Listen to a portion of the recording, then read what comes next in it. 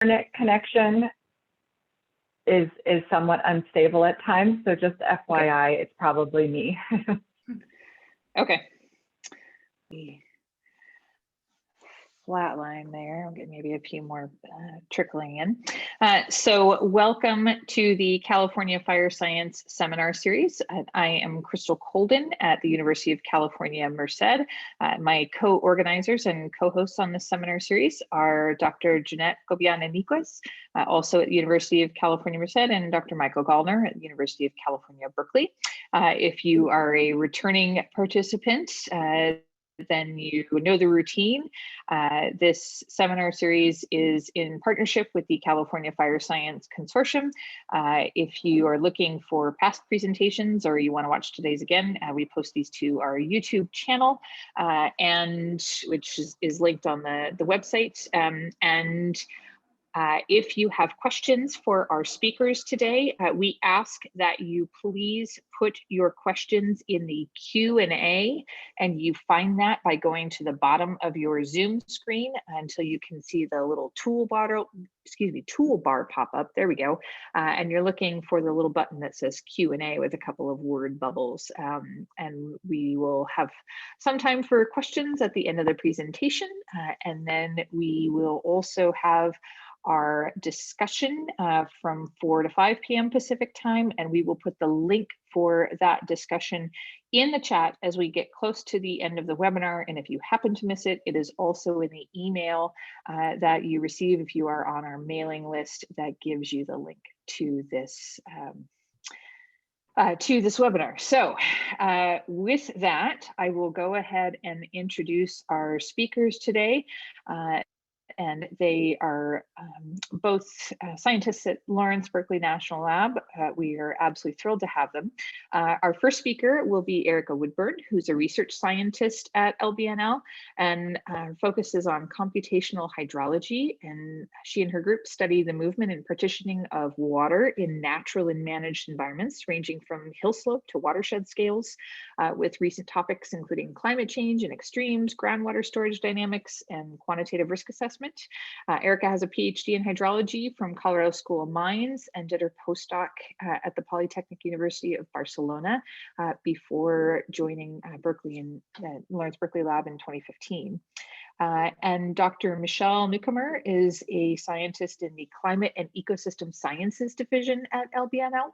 Her research focuses on topics in hydrology, groundwater, climate, biogeochemistry, and her research is leading the way in emerging interdisciplinary topics, such as how climate impacts surface water, groundwater interactions, biogeochemical cycling, and algal blooms.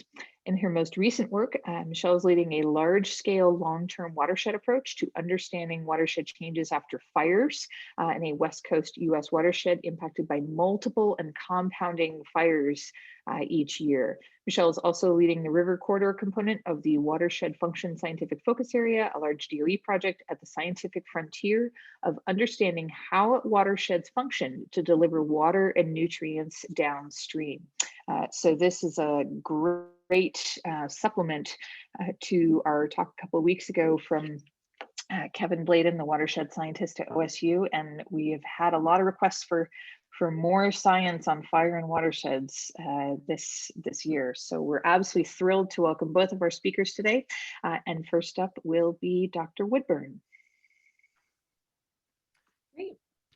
Thank you very much, Crystal, and to the other organizers for the invitation. I'm really happy to be here virtually with you all today, even if just by Zoom.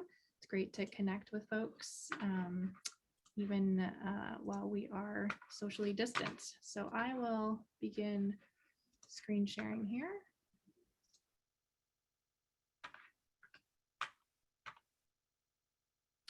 Okay, so before I begin today, I do want to acknowledge my co-author, Dr. Faji Maina, who is a postdoc working in my group the last few years. She was an instrumental part in much of this work. She's now a research scientist at NASA Goddard Space Flight Center. And the work I'll be presenting today is a combination of some work that she and I did over the last few years around this topic of hydrologic dynamics following wildfires in California. So a perhaps more catchy title for this work would be A Tale of Compounding Extremes, Fire and Water. And so today I want to start just by giving some background and motivating statistics around why fire and water really need to be jointly considered. So since 1970, wildfire frequency has increased by over 400%, and burn areas have increased on the order of greater than 600%. With the exception of two fires within the last,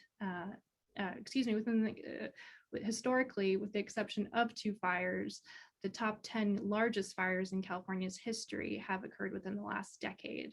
And if you live on the West Coast or in California, you most certainly have experienced either directly or indirectly via poor air quality, some of these really devastating wildfires in recent years.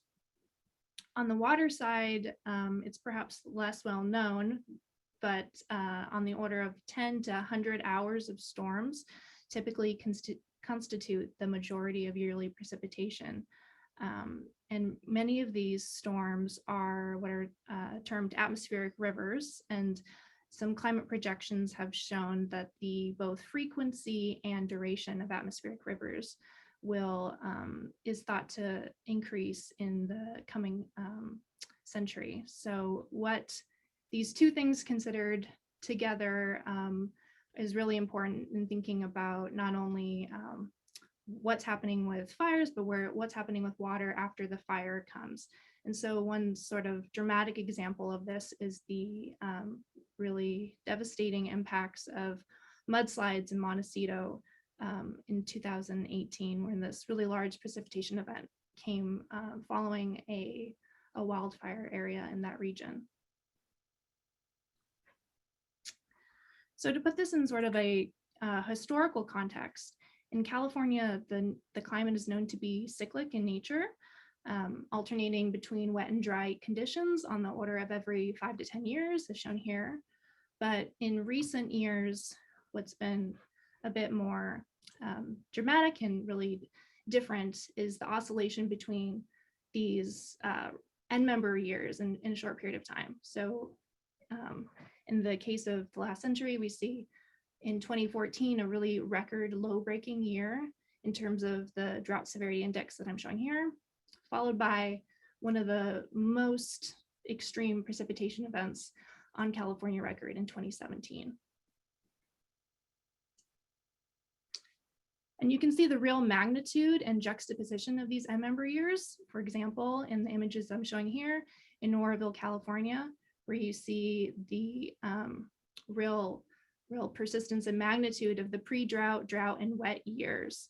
And the idea here of compounding extremes becomes even more obvious. So you have changes that can be linked to, these climate changes can be linked to not only greater susceptibility of wildfires, but also on the flip side, thinking about how wildfires might impact large-scale water changes following those events. And these changes really are not just limited to flooding.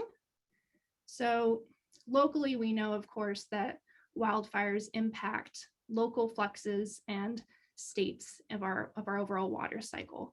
But I think what's perhaps overlooked in the literature is thinking about what the regional to watershed scale impacts of post-wildfire hydrodynamics have on larger systems. And this is where a lot of the uncertainty really still remains.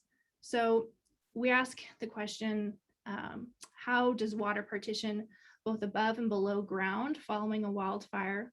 What are the ranges of impacts, both spatially and temporally, that post-wildfire conditions are going to have on water behavior? And of course, thinking about this through the lens of implications related to mudslides, but also water quantity and quality. So thinking about magnitudes of water flows and also delivery and timing, groundwater storage, our ability to maintain water for long periods of time and large volumes of water for long periods of time. And then also the interaction with vegetation. So plant water uptake, obviously it would be directly impacted by wildfire conditions. So still thinking at this larger scale, water availability in California is especially really important to consider in this sort of holistic framework, where we know the majority of the precipitation in the state falls in the form of snow in our Sierra Nevada mountains and moves down gradient into the Central Valley in the form of runoff.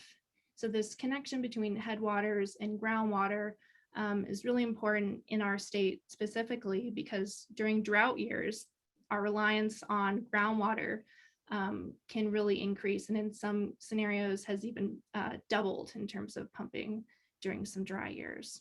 So kind of understanding this large scale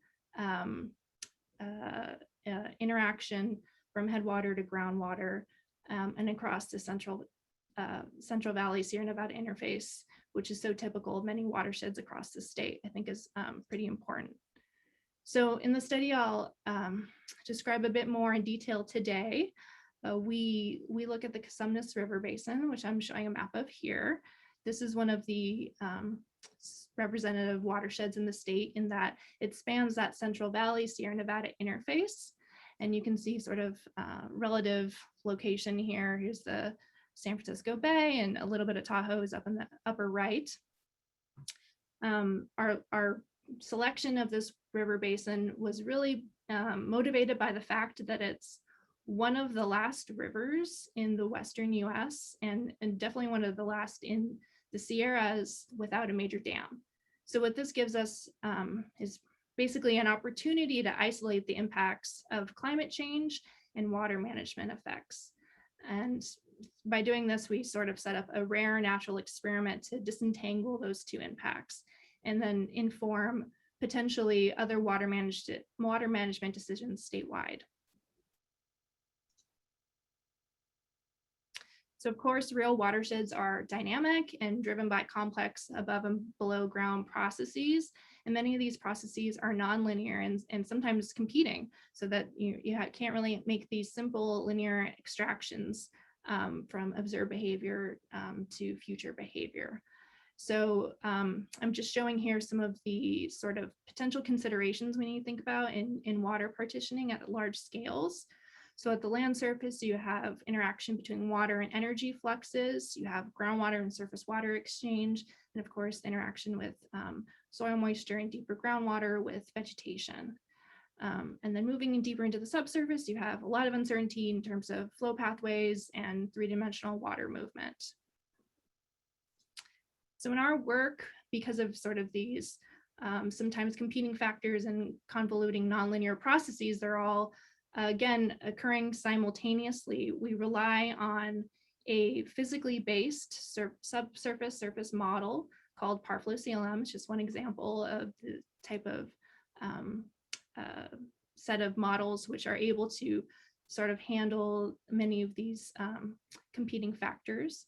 And we rely on that again because of these nonlinear feedbacks that are occurring simultaneously, but also because through sort of advancements in modeling, we're able to utilize high performance computing to simulate both high spatial and temporal resolutions of some of these physical processes.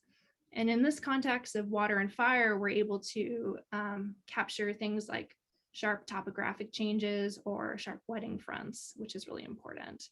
And as I'm showing on the bottom images here, just some of the processes that we're accounting for. So starting at the atmosphere, we have hourly atmospheric forcing, which is forced over the model domain. We count for surface water runoff, exchange with groundwater, and then again, the interaction of vegetation and the full continuum of subsurface moisture through deeper groundwater processes.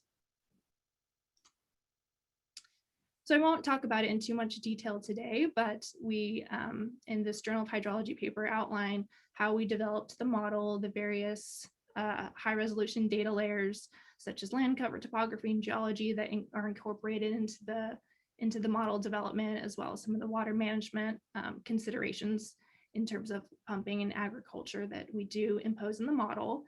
And also I'm just listing here some of the spatial extent and spatial resolution that we chose to impose in the model. So it's pretty large. It's on the order of 1.5 million cells.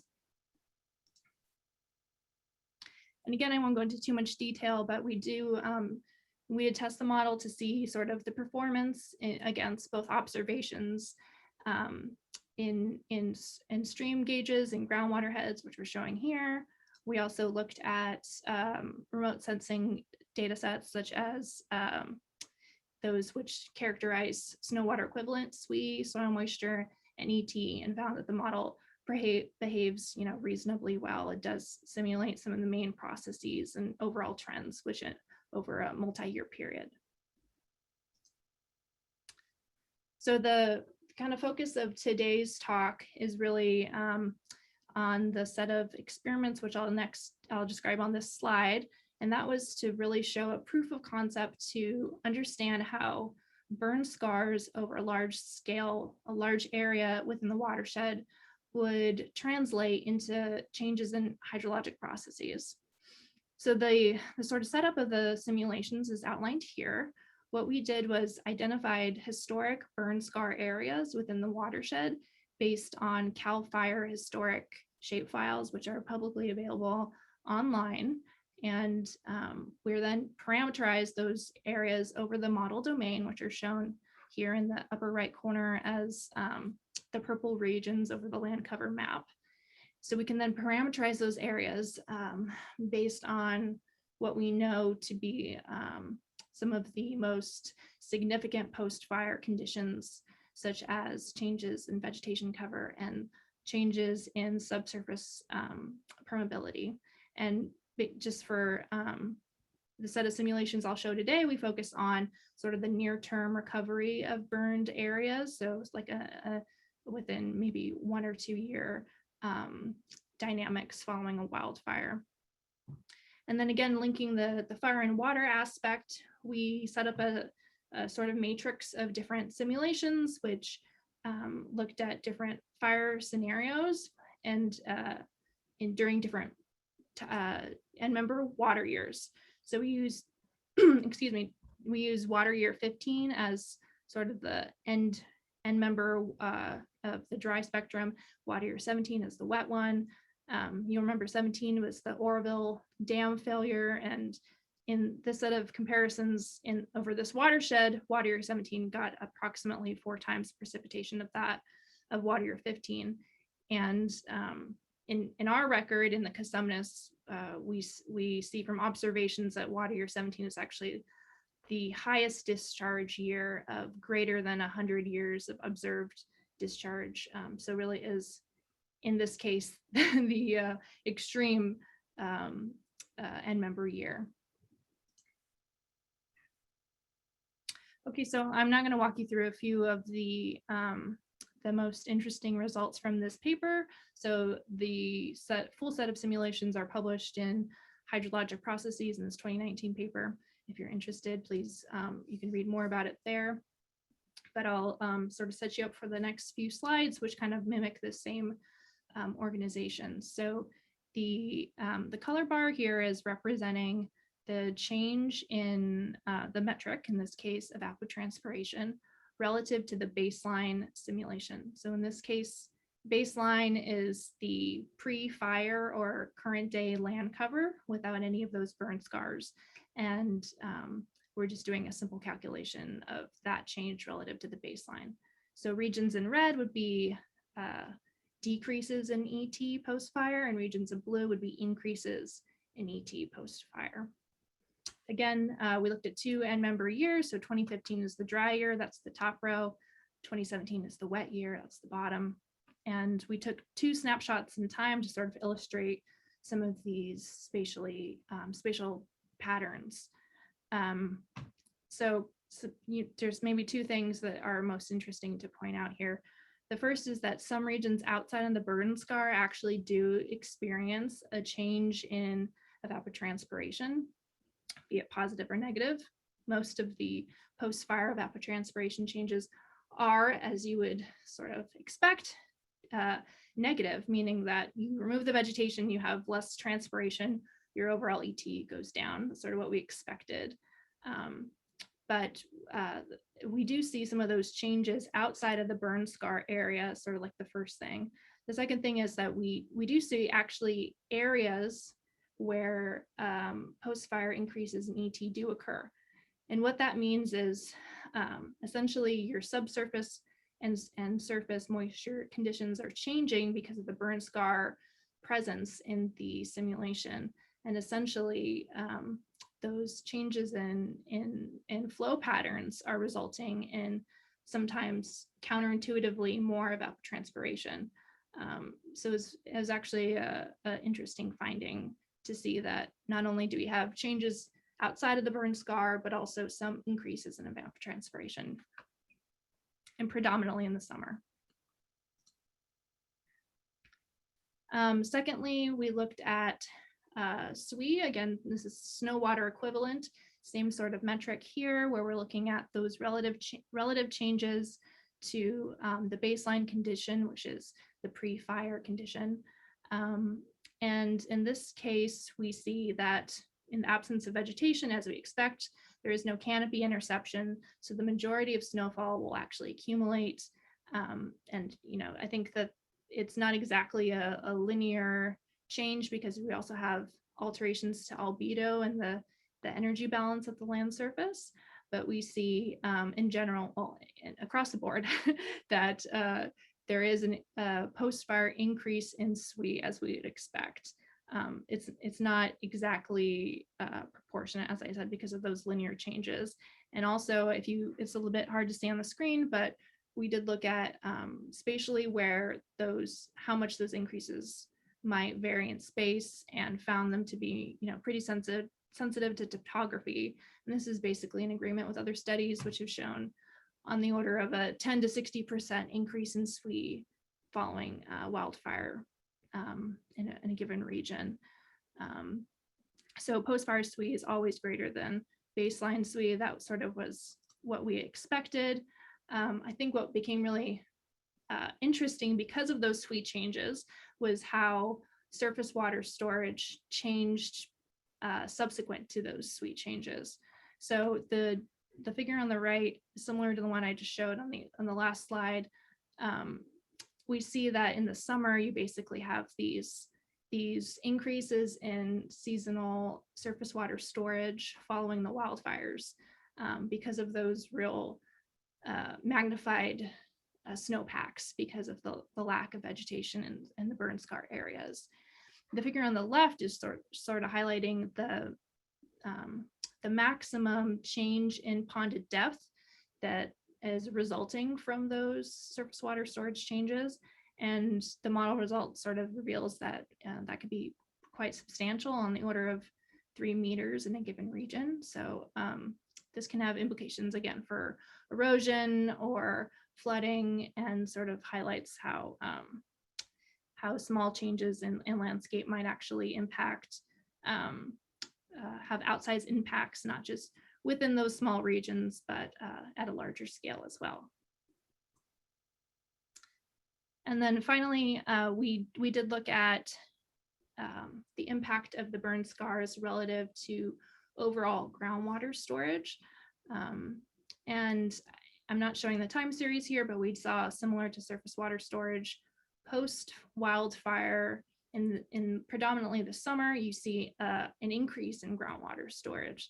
So it's sort of a trade-off in terms of one potentially negative thing to the environment might have non-intentional impacts on something such as groundwater storage that might be thought of as sort of like an added benefit. Obviously those two things are really hard to compare directly, but what our simulations show is that there is potential for increases in groundwater following a wildfire, and similar to some of the other results, those changes have outsized impacts, not just within the burn scars. The map I'm showing here basically shows that there's a real dependence on the sensitivity of those regions, which might experience more groundwater, to be directly related to the geology of a given location. And in this case, we found the Sierra Nevadas were in particular more susceptible to increased groundwater storage, and also the consolidated rocks sort of within this middle region of the watershed within the volcanic intrusion to have sort of outsized impact of groundwater storage. And let's see, the last thing I want to say here too is if you compare the wet and the dry year, you'll also notice that there's sort of larger post-wildfire increases in groundwater storage further down into the Central Valley opposed to the dry year. So in this case, the joint consideration of fire and water here is really important, where otherwise you might not be getting as much recharge into the Central Valley aquifers without some of these extreme precipitation events. So, I think there's something to be learned from these simulations for sure. They're not without limitations. So we obviously always want to acknowledge that. And some of the things that I think are worth looking into for future consideration include changes in albedo and snowpack following a wildfire. And a few studies have pointed to the occurrence of fallen ash onto snowpacks and how that changes the surface energy balances. Burn severity, burn heterogeneity. I think all those considerations are really important. And sort of in the proof of concept simulation we showed today are just sort of one example of those. In addition to some of the vegetation dynamics and grow back. So if we simulated longer periods of time and some of these vegetation dynamics were included, that would certainly stress test the results to some degree. And I think and for the sake of time, I didn't include any conclusions, but I'd be happy to discuss any of these topics both in the Q&A or in follow-up. So I've included my email here, or you can reach out to me on Twitter too for kind of our most recent updates from our group. And that's all I have. Thank you so much. Okay, thank you, Erica. And I think we'll go ahead and switch over to Michelle sharing her screen now. Okay, great. Thank you.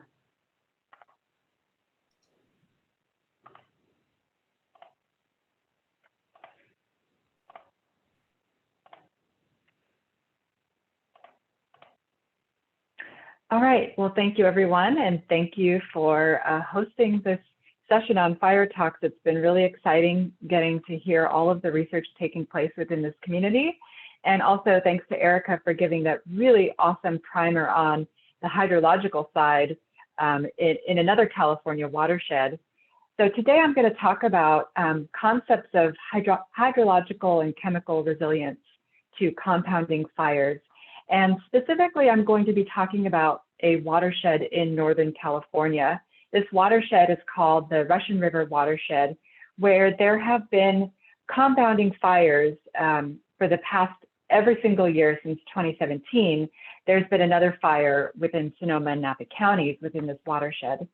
So before I begin, I'd like to thank all of my co-authors on this study. I have collaborators across the USGS, as well as this research is being funded by the Sonoma County Water Agency. So a direct relationship there with a water agency very directly impacted by these fires. At Lawrence Berkeley National Lab, we have multiple groups that are advancing the science of wildfires, including looking at the threats of wildfire, the weather, climate impacts on fires, fuel loadings, and then today I'm going to be talking about some of those downstream impacts, the impacts to water quality and water quantity. Fire is also one of our strategic elements at Berkeley Lab, and so this 5-year science goal includes understanding wildfire impacts on climate, carbon, ecosystems, water, and air.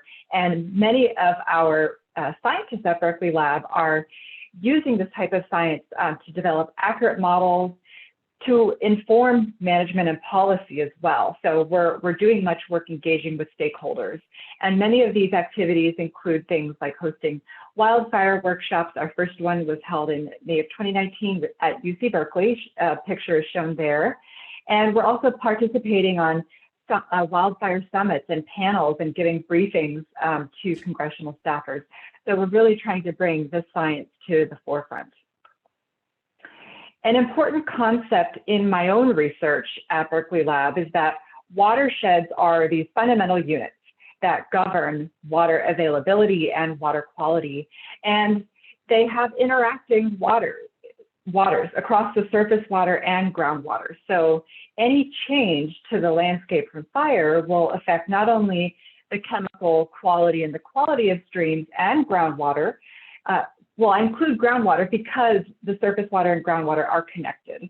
So fires can liberate these natural chemical constituents which can harm drinking water systems or even fuel algal blooms along coastlines because that water is moving downstream. Once these chemical constituents and nutrients reach groundwater, they can remain a problem for decades to centuries. As I've mentioned previously, and we heard from Erica, wildfires change flow paths, these critical flow paths that regulate sources of nutrients and contaminants, and they have the potential to arrive in streams after wildfires. Specifically, wildfires alter these flow paths with the consequence of changing the partitioning of infiltration to runoff ratios and the resulting water chemistry of those waters because of the way it interacts with the soil and the groundwater. And here's an example from colleague Sheila Murphy et al. Showing how fires impact the resulting concentration discharge relationships of that surface water. Fires also impact critical landscape soil and aquatic biogeochemical cycles through the shifting soil and aquatic microbiome. And that microbiome those are important mediators of the chemistry that we see in the water.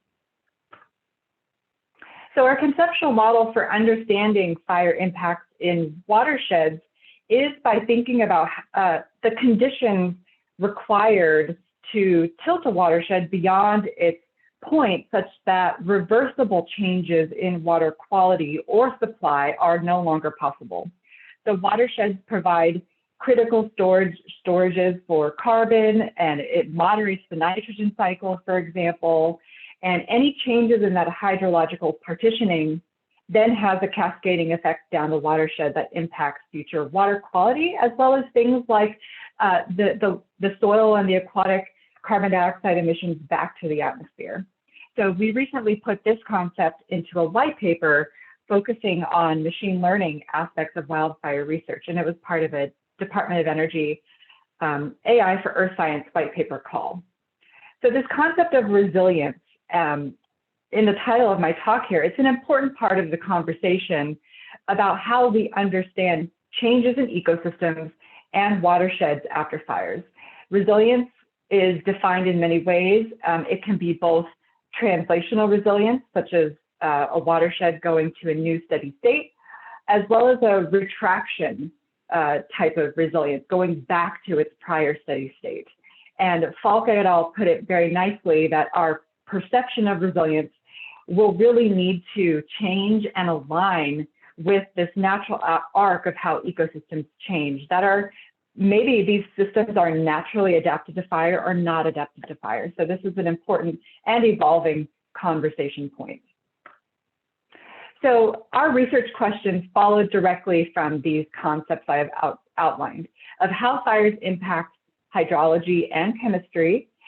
And there's an important point here that we are identifying potential mechanistic indicators of post-fire changes in the landscape by using in-stream signals as identifiers of those landscape scale biogeochemical processes. So we have 4 very broad research questions in this work. First, how do compounding fire events impact hydrological, chemical, and microbial conditions of the river corridor network and watershed? How do post-fire storm events impact the hydrological, chemical, and microbial connectivity across the watershed? And this includes the tributaries and the groundwater and the main stem. And then second, this is related to the identification of indicators. What are those hydrobiogeochemical metrics that are critical indicators of watershed resilience and potential thresholds of those steady state changes? And can those data be used to identify those resilience tipping points? So our research is focused on the fire-impacted Northern California Russian River watershed. Within days of the Tubbs and the Nuns fire in 2017 in Sonoma and Napa counties, I worked directly with the Sonoma County Water Agency and collaborators at the U.S. Geological Survey to lead and launch a watershed-scale investigation of wildfire impacts on water quality and connectivity. So this work specifically addresses this question of how changes in multiple parts of the watershed, how they connect and potentially compound to change water quality. And if you're interested in reading more about this, there's a news release, and the link is provided at the bottom of the slide there. Here is a map of the Russian River watershed, and this is located just north of the San Francisco Bay Area. Beginning in the year 2017, very large fires have occurred in the watershed every single year since then, 2017 through most recently in 2020. And they have now impacted close to 30% of the total area of this watershed. So you can see some maps here. On the left side is just a map of those fire perimeters, and they're colored by the year in which the fire occurred. And soil burn severity maps are provided on the right side, and overlaid with these maps are the stream sampling sites. We have a total of 15 stream sampling sites. And for each of these stream sites, we used a USGS application called Stream Stats, which allows you to define the drainage unit for any particular point on a stream. So by getting those sub-drainage boundaries, we can calculate the fire coverage and statistics of high, moderate, low burn severity within that particular drainage unit that arrives at our particular sample site.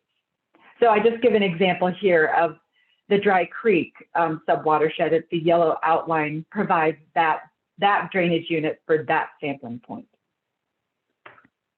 At each site, we collected physical, chemical, and biological variables, including the suite of water quality like cations, anions, dissolved organic carbon, nitrogen, and we included sediment and water DNA, as well as pore water chemistry at one of our sites. You can see here we used a cryocoring technique to obtain cores of the hyporheic sediments, and that allows us to sample the pore water. We also collected ash from each of these sites. Before we collected ash, we tried to get out before the first rain event. So right after the fire was put out, we would identify preliminary locations of low, moderate, or high severity burn zones, and then sample that ash before any rain occurred. And experiments, laboratory column experiments, are being conducted by my colleagues at the USGS to look at how ash leachates impact the movement of pathogens through those soils and sediments. The timing, duration, and magnitude of precipitation also, this determines how much of that rainfall partitions to runoff versus infiltration into groundwater. And this video here shows an atmospheric river delivering intense precipitation to California in 2014. After this event, there were dry conditions for the rest of the winter, leading to a drought during the summertime. So right now in 2021, we are on the precipice of another drought period after receiving very little rain this past winter. So all of the hydrological and chemical interpretation of fire impacts is also compounded by these drought periods and extreme precipitation events that occur before droughts. So this natural variability is introduced by, here I'm showing the El Nino Southern Oscillation as being one mode of variability, but there's also like the Pacific Decadal Oscillation that introduces other longer-term modes of variability in precipitation. At each sampling site, we calculated statistical relationships between discharge and concentration, and we used the shift in the CQ curves, I call them CQ for the rest of the presentation. We use those as an indicator of the shift in the watershed steady state conditions. We used the Wrtds method, which is weighted regressions on time, discharge, and season. It's a method developed by Hirsch et al. To calculate the seasonal and yearly exports from each site with concentration data. And we gathered concentration data from other databases as well, so that we could have a broad enough set of historical data from these other sources to compare with our own data sets. So just to give you a quick look at what these data sets look like, these are some of those CQ relationships between discharge and concentration. And there's a lot to look at here because there's a lot of water quality parameters that we can look at that have this type of data available. So data from alkalinity, calcium, chloride, chromium, dissolved organic carbon, dissolved sulfate, mercury, manganese, a lot that we're going to look at. So I'm not going to talk about all of these today. I'm only going to talk about carbon and mercury and nitrogen, since there's already a lot there in those three parameters. So I also list multiple methods here that we use to analyze the discharge data and to calculate statistics of runoff and base flow components. And the discharge data is not easy to work with either. You can imagine that gathering discharge data for sites oftentimes that are have missing data. There's multiple gaps. Some of the NWIS stations don't measure high flows. Some of them don't measure low flows. So we used a machine learning method, a random forest machine learning method, to gap fill those data sets. We then used a statistical model, a base flow separation model, to separate runoff from base flow and to look at how flow has changed relative to a given storm. We looked at that using Copula functions for joint Gumbel distribution so that we could determine for a given storm period and a given amount of rainfall delivery, how has the resulting runoff, discharge, and base flow changed. So we'll first start by looking at some of the results for flow. These are annual statistics shown here for flow and precipitation based on the hydrological years. And the water year 2019, that was within this time period, these 6 years, that was one of the wetter years during this period of analysis. Whereas the year 2021, our current hydrological year, that so far is the lowest in terms of precipitation delivery.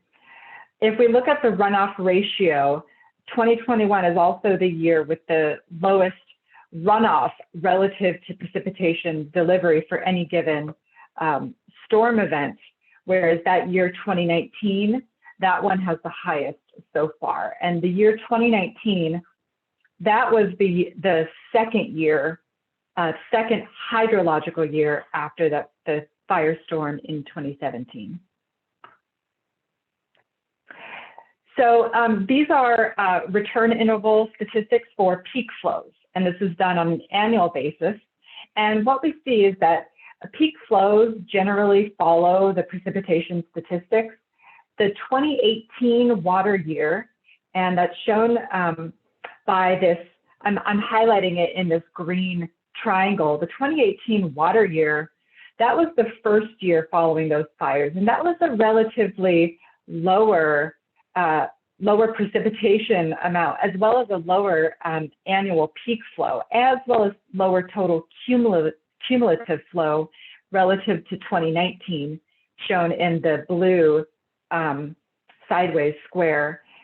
And so these lower overall flow conditions in that first year post-fire, that's important because as we interpret those water quality data sets in that first year, we have to remember that that first year, that was somewhat of a drier year relative to the other years.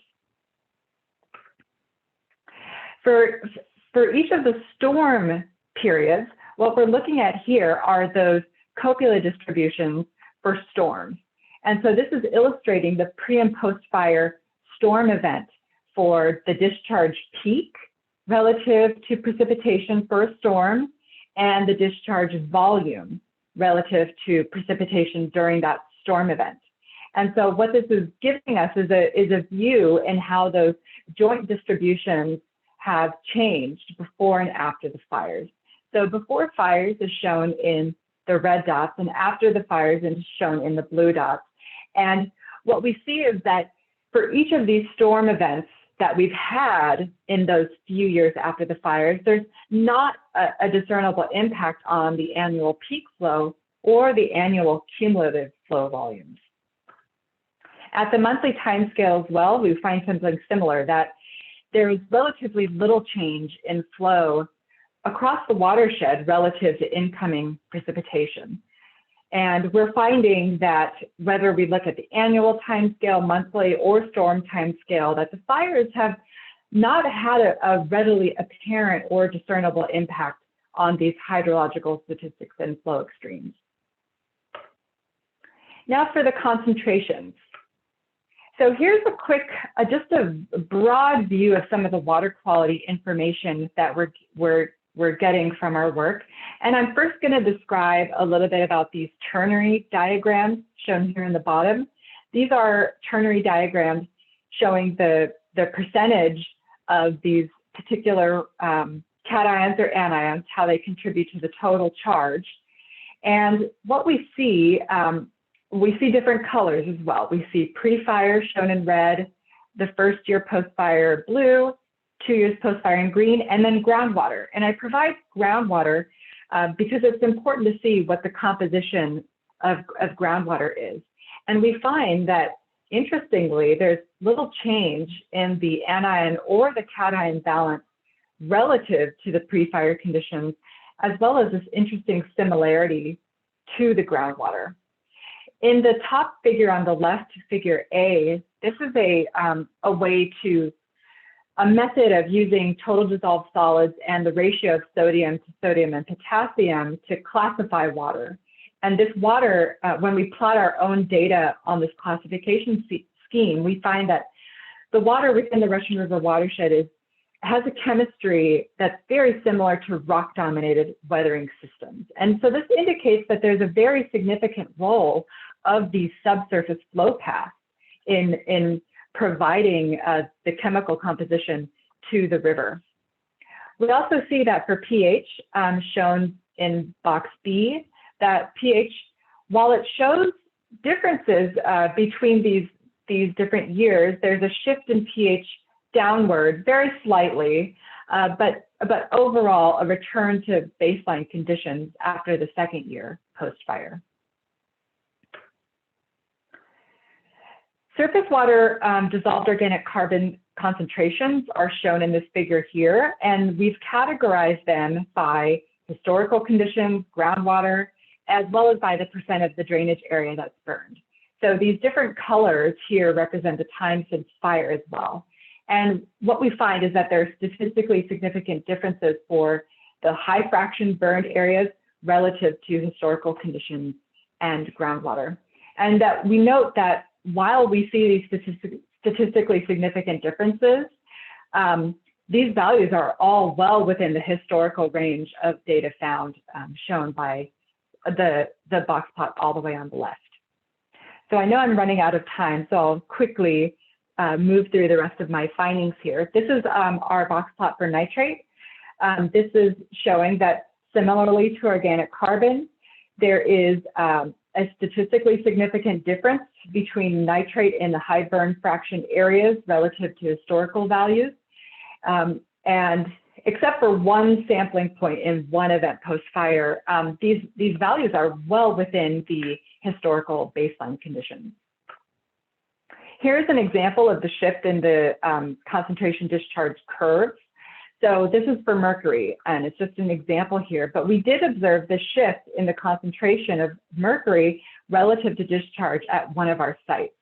And so mercury is typically deposited in the landscape from fossil fuel emissions and then liberated by fire. It's also liberated from minerals and soils.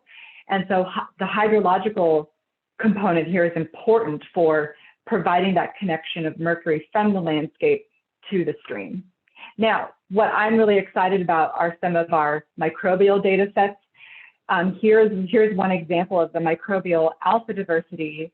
And what we're finding is that in our water samples across the watershed, we're finding much higher diversity in some of these fire-affected tributaries. And it's larger diversity than that observed in the downstream locations. Now, while at first we may think this makes sense, this is opposite to some diversity patterns that have been found by others. So we're doing some work right now trying to understand what are the conditions contributing to this, provided by the landscape, that are contributing to these conditions in the stream. And here's another example of the diversity. We're finding in the hyperrheic sediments, for example, in this lower figure on the right, that while not entirely highly statistically significant, we find that there's this decline in alpha diversity in those hyperrheic sediments. And so we're also looking at the role of sediment transport from the landscape to these particular points in the hyperrheic zone that would contribute to this. So to conclude, our science is, while it's helping to inform decision-making at Sonoma Water, what we're finding in general is that this is a story, it's a relatively good story of good news. And we're finding that even while 30% of the watershed has burned, and it's burned every single year since 2017, we're finding the watershed is responding relatively well relative to other watersheds that have burned. And this is despite the fires occurring each year. So from a biogeochemical perspective, we're exploring some of these complex factors contributing to this. And this includes exploring the landscape biogeochemistry that's contributing to the nutrient retention and loss, the microbial conditions, the groundwater conditions. And we're doing this by integrating all of this knowledge together into a new conceptual model of resilience. And so we're developing that model right now and using concepts of signals in the stream, using those signals to help us inform our model about those mechanisms occurring in the landscape. So I direct your attention to some of those papers I listed on the left-hand side. And these are recent papers exploring these fascinating concepts of stream signals and landscape metrics of those mechanisms. So with that, I thank you very much. And I guess it's time for questions now. Thank you. Thank you so much, Michelle. I've just realized that Erica went through and answered all the questions that popped in while she was giving her presentation. So we'll go ahead, and there's a couple of questions here for you, Michelle, and then it's great because we only have 4 minutes. And then, folks, the link for the discussion to continue in more of an informal setting is in the chat, and we'll move there in just a couple minutes. So Michelle, we have a question from Aaron, who asks, have you looked into the role of structure loss in regards to mercury or other metals found in groundwater? I.e., do significant structural losses or human interference impact the concentration of heavy metals, etc.?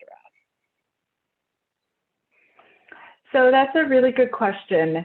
In our work, we have not looked into that specifically, the role of structures. We are exploring the use of indicators, and I didn't really talk about it here, but indicators, one is like using anhydrous sugars as an indicator of those structural or anthropogenic contributions. I don't have those results yet because it's still an ongoing, the method is being developed as we speak. So stay tuned in a few years. We'll have some results on that.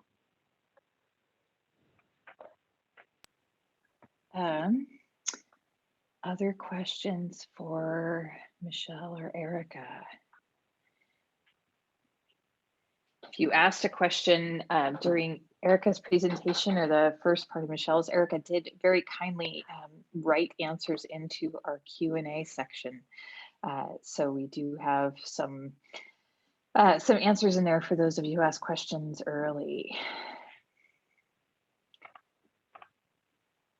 No questions.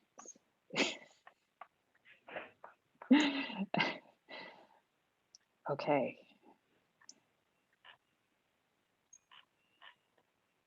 We're happy to take other questions, folks. This is your chance. I will go ahead and ask a question because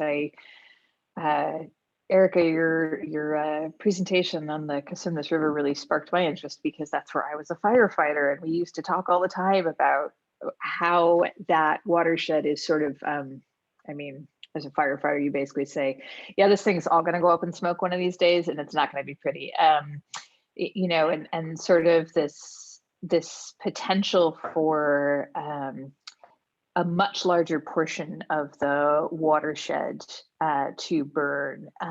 How sensitive is the model, do you think, to sort of the size of the fires that you were looking at historically? Because a lot of the historic ones are much smaller, and yet now we're seeing these mega fires, right? So do you think that with some of the more modern fires, these mega fires that burn much larger portions of the watershed, that you might see some potentially really different results due to model sensitivity? Sure. Yeah, great question.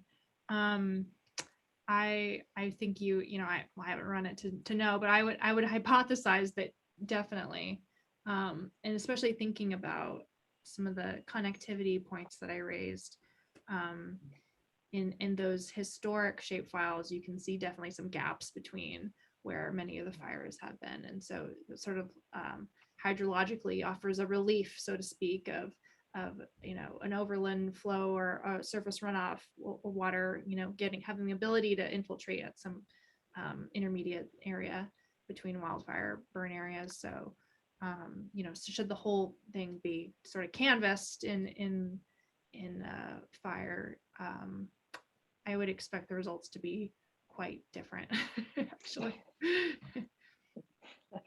Let us hope that's not the case, but unfortunately, if we're seeing more of these. So folks, we're at 4 o'clock. As noted, if you would like to join us for the discussion, please do click on the link in the chat. And then next week, we will have our very own Jeanette Coviani-Digues, who is going to be our speaker, and you'll get to learn about Jeanette's work after listening to her host all semester. So very exciting to have that next week. But for now, our panelists are going to join us over in the informal Zoom. Please join us if you can, and we'll talk more and have a lot more question opportunities. So thank you very much to our 2 presenters today.